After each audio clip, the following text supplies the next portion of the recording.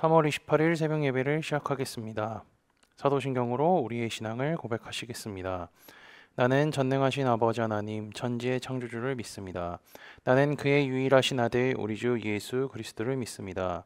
그는 성령으로 잉태되어 동정녀 마리아에게서 나시고 본디오 빌라도에게 고난을 받아 십자가에 못 박혀 죽으시고 장사된 지 사흘 만에 죽은 자 가운데서 다시 살아나셨으며 하늘에 오르시어 전능하신 아버지 하나님 우편에 앉아 계시다가 거기로부터 살아있는 자와 죽은 자를 심판하러 오십니다. 나는 성령을 믿으며 거룩한 공교회와 성도의 교제와 죄를 용서받는 것과 몸의 부활과 영생을 믿습니다. 아멘. 다 함께 찬송가 80장 찬양하시겠습니다.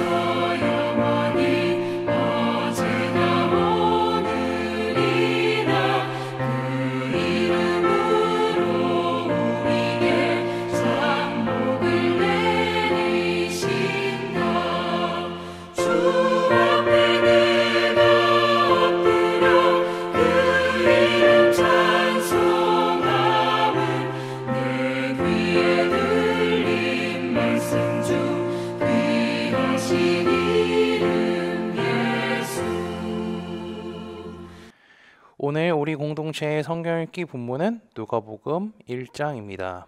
그중 44절에서 56절을 읽고 말씀을 나누도록 하겠습니다.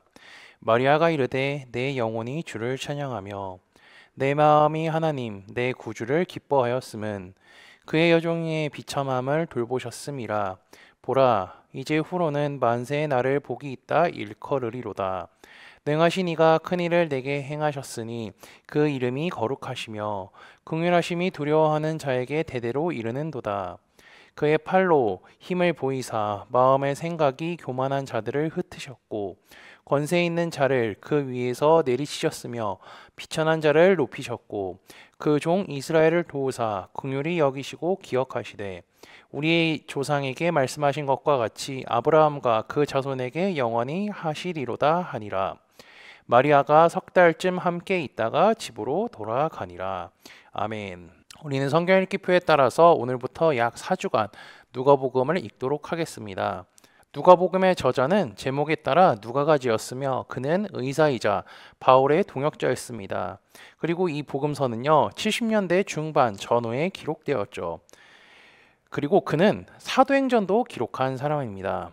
그래서 누가복음과 사도행전을 보면 수신자가 데오빌로라고 되어 있음을 우리는 확인할 수가 있죠. 누가복음을 쓴 목적은요 명확하게 나와 있는데 1장 1절과 2절을 한번 보겠습니다. 우리 중에 이루어진 사실에 대하여 처음부터 목격자와 말씀에 일꾼된 자들이 전하여 준 그대로 내력을 저술하려고. 이루어진 사실에 대하여서 처음부터 적은 것이라고 하죠. 지난번에 마가복음을 할 때 마가복음이 최초의 복음서라고 알려드렸던 사실을 기억하고 계시나요? 누가는 사역을 하면서 마가뿐만 아니라 다른 사도들도 만났고요. 그들에게 전해들었던 예수님의 가르침과 사역에 대해 정리를 해서 쓴 것이 누가복음이죠. 그리고 특별히 누가복음은요, 예수님께서 온 인류의 구세주이심을 증거하기 위해 기록되었다고 할 수 있습니다. 누가는 예수님이 모든 사람을 위한 구원자라고 이야기하고 있죠. 그의 관점에 따르면요, 구약 성경에 약속된 하나님의 구원이 예수 그리스도의 출현을 통해 성취되었으며 교회를 통해 하나님의 구원이 온 세상에 전파되었다는 것을 알 수 있죠. 그리고 특별히 누가복음을 읽다 보면요, 사회적 약자들 그리고 소외된 사람들, 죄인들 역시 하나님의 구원의 은혜 안에 얼마든지 참여할 수 있음을 보여줍니다. 그는 예수님이 소수의 특권계층을 위해 오신 것이 아니고 유대인들의 구원을 위해 오신 것이 아니라는 주님의 뜻을 잘 이해하고 있음을 우리는 알 수가 있죠. 오히려 예수 그리스도 안에서 드러난 하나님의 나라는 사회적 약자를 적극적으로 환대하며 걷어들이죠. 누가는 이런 예수님의 모습을 상세히 기록해둠으로써 복음은 누구에게나 열려 있다는 것을 알려주죠. 그리고 누가복음을 읽다 보면요, 많은 비유가 등장하는 것을 우리는 확인할 수 있습니다. 누가는 총 35개의 비유를 기록하고 있고요. 그중 19개가 오직 누가복음에만 나오는 비유죠. 선한 사마리아인, 어리석은 부자, 집 나간 탕자, 불의한 정직이, 불의한 재판관 등 이는 누가복음에만 등장하는 비유입니다. 게다가 누가는요, 예수님의 세계를 전기 형식으로 상세하게 묘사했습니다. 그리고 그는 성령을 강조하기도 했죠. 누가복음에서 성령을 총 17번이나 언급했습니다. 이런 점을 보시며 누가복음을 읽으신다면 더 많은 이해가 되실 것이죠. 그래서 1장도 보면요, 세례 요한과 예수님이 탄생하기 전 두 여인에게 있었던 일에 대해서 나오고 있죠. 사가랴의 아내인 엘리사벳이 세례 요한이 태어날 것과 그리고 또 마리아를 통하여 예수님이 태어날 것을 천사를 통하여서 듣습니다. 세례 요한은 예수님보다 6개월 먼저 태어났기 때문에 엘리사벳이 먼저 임신 중이었죠.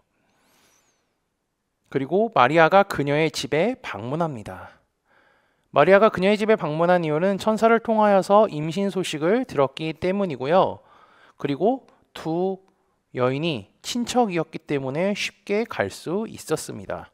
마리아가 방문했다는 소식을 듣자 엘리사벳의 뱃속에 있던 아이가 뛰놀고 그녀가 성령 충만함을 받아서 이렇게 이야기하죠. 큰 소리로 불러 이르되 여자 중에 내가 복이 있으며 내 태중의 아이도 복이 있도다. 그녀는 그 이후에 마리아가 받을 복을 두 가지를 이야기하는데요. 하나는 그 뱃속에 아기, 그 아기가 주님이기 때문임의 복이며, 둘째는 그녀가 하나님께서 하신 말씀이 반드시 이루어질 것이라 믿기 때문이라고 이야기하죠. 마리아는 이런 축복에 대한 이야기를 듣고 하나님을 찬양합니다. 그녀가 하는 찬양가는요, 사무엘상 2장에 나오는 한나의 노래와 아주 비슷합니다. 나중에 시간 되시면 사무엘상 2장 1절에서 10절을 한번 읽어보시기 바랍니다. 이제 마리아가 하는 노래를 이제 46절에서 56절까지 있는데 이거를 두 부분으로 나누면요, 46절에서 50절 그리고 51절에서 55절, 56절로 나눌 수가 있죠. 첫 번째 부분은요, 한 여인을 위한 하나님의 능력 있는 행동만을 말하고 있습니다. 그는 하나님, 나의 구주를 인하여서 기뻐한다고 하죠. 그 이유는 여종의 비천함을 돌보사 복되게 해주셨다는 것입니다.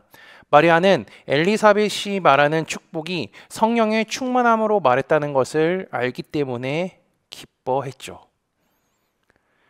그리고 마리아는요, 천사를 통하여서 들었던 소식을 믿음으로 응답했던 것이 너무나 컸기에 그 은혜를 강조하고 있습니다. 그 다음 51절에서 55절을 보면요. 종말론적 역전을 통한 하나님의 사회적 변혁에 대해 언급하는 것으로 내용이 점점 더 이렇게 발전하고 있는데요. 교만한 자들을 흩으시고 비천한 자를 높이시며 줄이는 자를 배부르시고 부자는 빈손으로 보내셨다라고 말합니다. 이것은요. 인간의 노력으로 되는 것이 아니라 전적으로 하나님의 역사 개입의 결과로 나타내진 일들입니다.